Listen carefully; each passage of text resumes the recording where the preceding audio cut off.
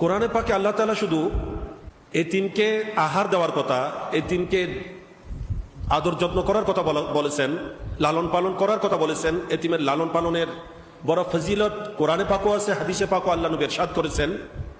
এতদূর নয়, বরং কোরআনে পাকে আল্লাহ তাআলা বলছেন এতিমকে সম্মান করতে হবে। বাল্লা তুকরিমুনাল ইয়াতীম ওয়ালা তাহাদ্দুনা আলা তুআমিল মিসকিন।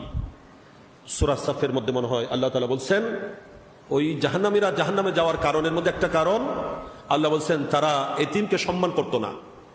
এই জন্য এতিমকে আপনি দয়া করবেন, দান করবেন, আহার দেবেন, এটাও কিন্তু সম্মানের সাথে দিতে হবে।